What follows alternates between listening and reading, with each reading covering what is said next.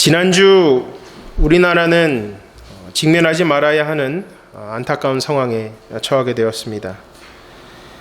갑작스러운 비상계엄 선포로 인해서 국가가 전체 혼란과 위기에 직면했습니다. 이 갑작스러운 소식에 너무나도 놀라서 잠을 이루지 못했습니다. 이 일련의 사태를 보면서 정치적 이념 갈등을 극복하지 못한 것에서 오는 심각한 위기라는 것을 보게 됩니다. 위정자들과 정치인들이 국민들을 생각하기보다는 본인들의 기득권을 내려놓지 못한 것으로 인해서 직면한 이 위기에 대한 반성이 필요합니다. 마태복음 7장 3절은 말씀합니다. 어찌하여 형제의 눈 속에 있는 티는 보고 내 눈 속에 있는 들보는 깨닫지 못하느냐. 이것이 지금 위정자들이 직면한 상황이라는 것입니다. 서로의 잘못은 너무나도 잘 보면서 자기 안에 있는 들보는 보지 못하는 안타까운 현실을 보게 됩니다. 어떻게 하면 서로를 무너뜨리고 어떻게 하면 서로를 자리에서 내려오게 할까는 고민만 하는 모습이 너무나도 안타깝습니다. 정작 국민을 위한 정치는 실종된 지 오래입니다. 국민들과 함께 싸우겠다, 국민들과 함께 민주주의를 지키겠다는 말을 합니다. 국가의 지도자와 정치인들이 자신의 기득권을 내려놓지 못하면서 어떻게 민생을 위한다는 말을 할 수가 있겠습니까? 어떻게 국민들을 위한다는 것인지 의문이 들었습니다. 화요일 날 밤에 생각하지도 못한 그 일들이 벌어지는 것을 보면서 우리가 바라는 나라는 과연 어떤 나라일까라는 생각이 들었습니다. 서로의 기득권을 내려놓지 못하고 싸우는 위정자들과 정치인들은 어떤 나라를 바라는 것일까라는 생각이 들었습니다. 정말 국민들을 원하는 걸까요? 저는 국민들을 원하는 정치인들이, 국민들의 삶을 원하는 그 민생을 진정으로 생각하고 걱정하는 정치인들이 없다고 생각합니다. 고스란히 이 피해는 정치인들과 지도자들이 아니라 힘없는 국민들이 직면하고 있는 것입니다. 이 피해를 국민들이 고스란히 받게 되고 있는 것입니다. 저는 우리 그리스도인들이 이번 사태를 보면서 정말 민족과 지도자를 위해서 절실히 기도할 때임을 마음속에 깊이 새기는 시간이 되었으면 합니다. 우리가 할 수 있는 것은 민족과 지도자들이 올바른 방향으로 국민들을 이끌 수 있도록 기도하는 것밖에 없습니다. 지금 이 상황에서는 우리가 정치적인 성향에 의해서 동요되는 것이 아닙니다. 신앙적인 관점으로 지금의 상황을 살펴보고 지금의 이 위기를 극복할 수 있도록 우리가 한 마음을 품고 기도해야 하는 시기입니다. 정치인들의 선동에 요동되지 마십시오. 지금 이럴 때일수록 우리 그리스도인들은 더욱 하나님 앞에 무릎 꿇고 민족을 위해서 기도하지 못했던 우리의 마음을 회개하고 다시 각성함으로써 지금의 이 민족이 위기를 기회로 만들 수 있도록 절실히 기도하는 것밖에 없음을 여러분 기억하시기 바랍니다. 오늘 본문 말씀은 예수님께서 이 땅에 오심으로 이루어질 주님의 나라에 대해서 말씀하고 있습니다. 예수님께서 어떻게 오실 것이고 어떻게 통치하실 것이고 마지막으로 하나님이 원하는 나라로 돌아오게 될 것임을 말씀하고 있습니다. 저는 오늘 본문 말씀을 통해서 우리가 바라는 어떤 나라가 되어야 하는지를 여러분과 함께 살펴보기를 원합니다. 신앙적인 관점에서 우리가 바라는 나라는 어떤 나라여야 합니까? 첫 번째, 평안이 임하는 나라여야 합니다. 본문 1절을 읽겠습니다. 이새의 줄기에서 한 쌍이 나며 그 뿌리에서 한 가지가 나서 불실할 것이요. 예수님께서는 다윗이 아닌 이새의 줄기에서 나오실 것임을 말씀하고 있습니다. 이새는 다윗의 아버지였고 비천한 농부였으며 보잘것없는 인물이었습니다.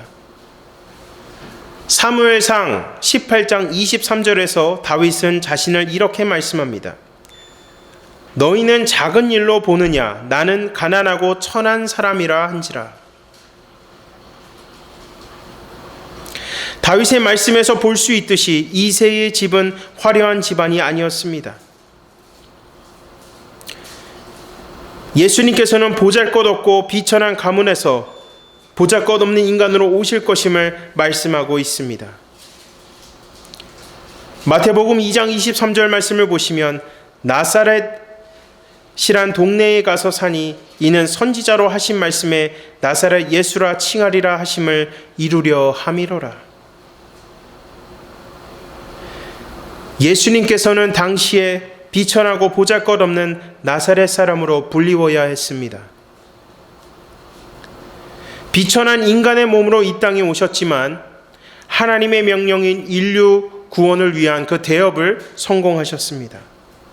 우리의 죄를 위해서 죽으시고 장사된 지 사흘에 부활하신 예수님을 믿음으로 우리는 구원을 받고 영원히 변하지 않는 천국 소망을 품고 살아가고 있습니다. 그리고 예수님의 대업은 한 싹에서부터 시작되었음을 이사야가 말씀하고 있습니다. 이 싹은 결실을 맺을 것이라고 말씀합니다. 본문 10절은 말씀합니다. 그날에 이새의 뿌리에서 한 싹이 나서 만민의 기치로 설 것이요 열방이 그에게로 돌아오리니 그가 거한 곳이 영화로우리라. 한 싹에서 나오신 예수님께서 높은 곳에 우뚝 서게 될 때 모든 세상이 예수님을 보게 될 것이며 예수님을 경배하기 위해서 모이게 될 것임을 이사야가 말씀하고 있습니다. 예수님께서는 인류의 구원을 위해서 모진 고난과 모욕을 당하시면서 십자가에서 죽으셨고 우리는 나음을 받았습니다. 모든 사망 권세를 이기시고 부활하신 예수님을 믿음으로 우리는 영원한 생명과 영원한 소망을 품고 주님을 찬양하며 살고 있습니다. 예수님의 삶의 구원자와 주님으로 영접한 자들이 함께 모여서 드리는 이 예배드리는 교회를 통해서 예수 그리스도의 복음이 지금도 선포되고 있습니다. 한 싹에서 나오신 예수님의 인류구원이라는 대업을 통해서 지금도 곳곳마다 이 귀하고 거룩한 결실을 맺어가고 있습니다.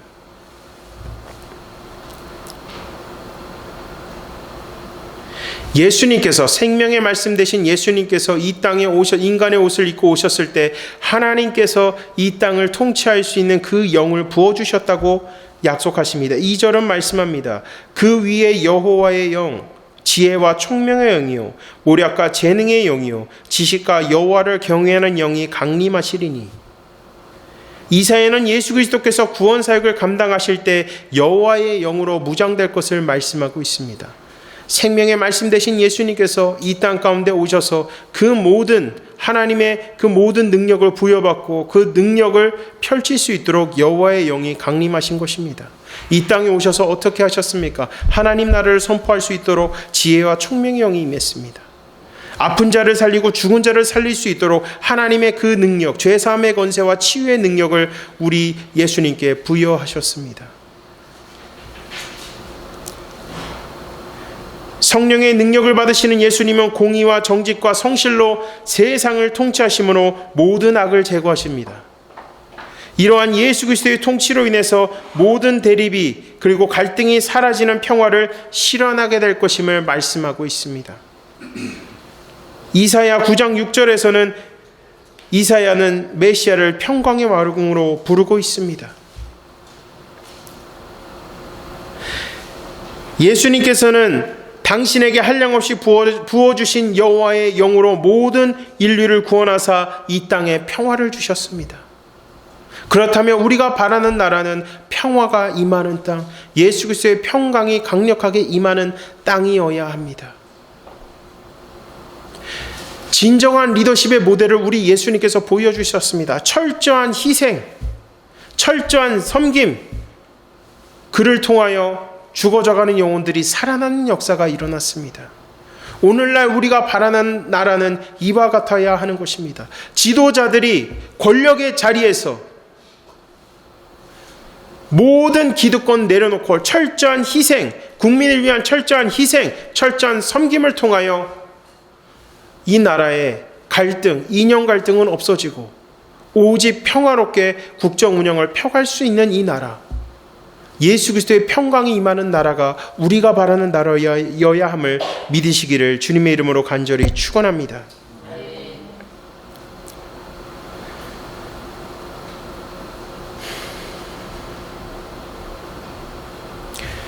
여러분, 정말 우리나라를 위해서 이렇게 기도했으면 좋겠습니다. 예수 그리스도의 평강이 이 나라 대한민국을 주장하는 나라, 모든 그리스도인들이 정치적 성향을 떠나서 모두가 다시 한번 민족을 품고 함께 기도함으로 나갈 때 주의 영으로 충만한 나라, 모든 갈등을 극복할 수 있는 주님의 평안이 임하는 나라가 될 수 있도록 간절히 기도하시기를 주님의 이름으로 간절히 축원합니다. 첫 번째는 평화의 나라여야 합니다. 두 번째는 정의와 공의가 작동하는 나라여야 합니다. 본문 3절부터 5절 말씀을 읽어주시겠습니다. 그가 여호와를 경외하고 즐거움을 삼을 것이며 그의 눈에 보이는 대로 심판하지 아니하며 그의 귀에 들리는 대로 판단하지 아니하며 공의로 가난한 자를 심판하며 정직으로 세상에 공존한 자를 판단할 것이며 그의 입에 막대기로 세상을 치며 그의 입술의 기운으로 악인을 죽일 것이며 공의로 그의 허리띠를 삼으며 성실로 그의 몸의 띠를 삼으리라. 아멘. 성령의 능력을 받을 메시아는 이 땅의 정의와 공의가 이루어질 수 있도록 모든 악을 제거하실 것이며 공평과 정의로 이 땅을 통치하실 것임을 말씀하고 있습니다.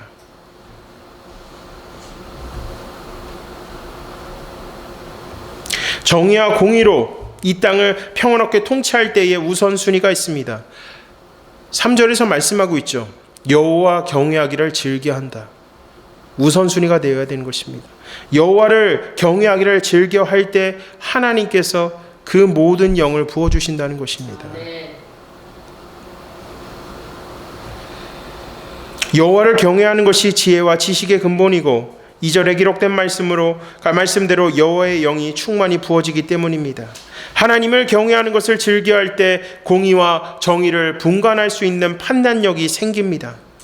겉모습으로 귀에 들린 대로 판단하는 것이 아니라 하나님께서 부어주시는 지혜와 총명의 영, 모략과 재능의 영, 지식과 여호와를 경외하는 영을 부어주사 누가 정직하고 겸손하고 성실하게 살아가는지를 판단할 것이고 악인들은 철저히 심판한다는 것입니다.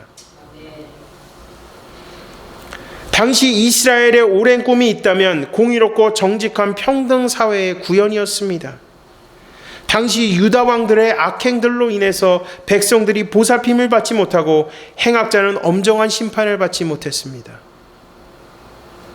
따라서 앞으로 오실 메시아의 통치는 유다 왕들이 저질렀던 악행들과는 달리 백성들 모두가 주님의 정의와 공의로운 통치 가운데서 이루어질 것임을 이사야 선지자가 말씀하고 있습니다. 메시아의 통치가 실현될 때 가장 기뻐하는 사람들은 성실하게 최선을 다하며 살아가는 힘없는 백성들입니다.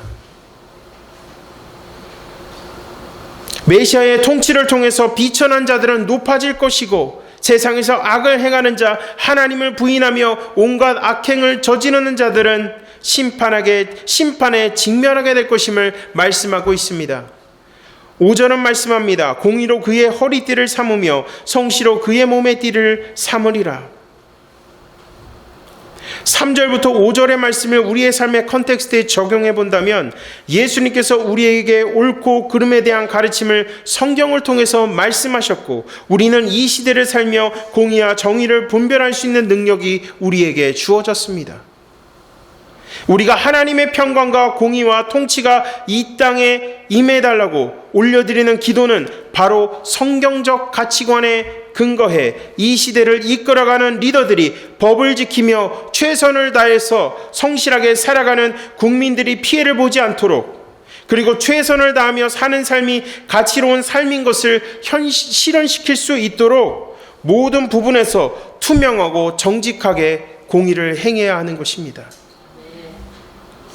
너무나도 안타까운 현실은 정말 최선을 다해서 살아가는 국민들이 때로는 불공정으로 인해서 피해를 본다는 것입니다. 최선을 다해도 나는 여기까지밖에 안 되는구나. 이러한 안타까운 현실이 생기지 않도록 공의와 정의가 이 땅 가운데 작동될 수 있도록 기도해야 하는 것입니다. 그래서 지도자의 자리가 그만큼 중요한 것입니다. 모든 면에서 높은 기준을 갖고 정의와 공의를 행할 수 있어야 됩니다. 만일에 그 정의와 공의가 무너진다면, 편법을 쓴다면 국민들에게 어떤 영향을 주겠습니까? 지도자도 저러니까 나도 저렇게 할 수 있겠구나. 이러한 인식을 준다는 것입니다. 평강의 왕이신 예수님께서는 우리처럼 비천한 존재로 이 땅에 오셔서 죄에서 자유함을 주셨고, 어둠에서 빛 가운데로 우리를 이끄셨고, 빛 가운데에서 어둠으로 가지 않도록 우리에게 정의와 공의를 행할 수 있는 분별력을 허락하셨습니다. 예수님을 믿는 모든 자마다 구원의 은혜를 주시며, 누구든지 주님께로 나오는 자, 누구든지 마음에 온전한 예배를 드리며 사는 자들의 삶을 지켜주시고 안위하십니다. 우리가 바라는 나라는 예수 그리스도의 복음의 은혜로 이 땅이 넘치게 하사 모두 정의와 공의를 행함으로 정직하고 투명한 나라로 우뚝 설 수 있도록 기도해야 합니다. 여러분, 기도해야 됩니다. 정직과 공의가 완벽하게 작동되는 나라, 오직 예수 그리스도의 복음의 은혜가 넘치는 나라가 되게 해야 되는 것입니다. 예수 그리스도의 그 복음의 은혜가 넘칠 때 정의와 공의가 완벽하게 작동하는 나라가 될 줄로 믿으시기를 주님의 이름으로 간절히 축원합니다. 세 번째는 하나님의 영광이 가득한 나라입니다. 본문 9절과 10절 말씀을 읽겠습니다. 내 거룩한 삶 모든 것에서 깨짐도 없고 상함도 없을 것이니 이는 물이 바다의 거품같이 여호와를 아는 지식이 세상에 충만할 것입니다. 그날에 이새의 뿌리에서 한 싹이 나서 만민의 빛으로 설 것이며 열방이 그에게로 돌아오리니 그가 거한 것이 영화로우리라. 하나님의 영광이 가득한 나라는 어떤 나라입니까? 평화가 가득한 나라입니다. 우리가 말하는 나라는 평화가 가득한 나라입니다. 평화가 가득한 나라가 되기 위해서는 이사야 선지자께서 어떻게 말씀하고 있습니까? 여호와를 아는 지식으로 가득해야 됩니다. 여호와를 아는 지식으로 가득한 나라. 그 나라가 여호와의 영광이 가득히 임하는 나라입니다.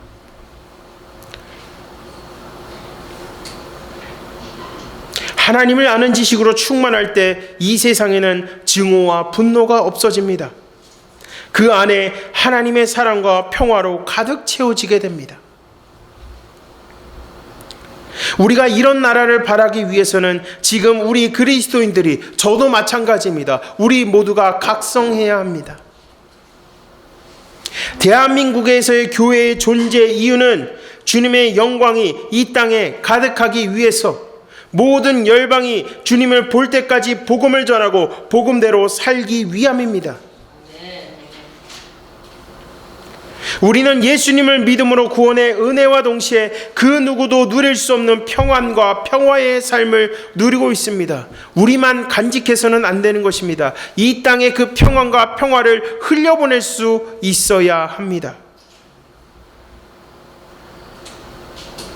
비천한 인간의 옷을 입고 오신 예수님께서 친히 희로애락을 우리와 함께 하시며 가시는 곳마다 천국 복음을 선포하시고 하나님 나라에 대해서 가르치시고 아픈 자들을 치유하시고 죽은 자들을 살리시고, 그리고 이 땅의 인간의 구원과 평화를 위해서 십자가에서 친히 죽으시고 부활하신 것처럼 우리 모두가 예수님께서 가신 그 길을 걸어가며 이 나라 가운데 주님을 아는 지식으로 충만한 대한민국, 여호와의 영광이 가득한 대한민국이 될 수 있도록 기도할 수 있어야 합니다.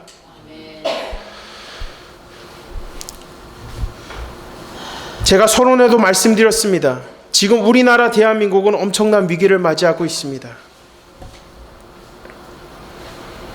가볍게 볼 사안이 아닙니다.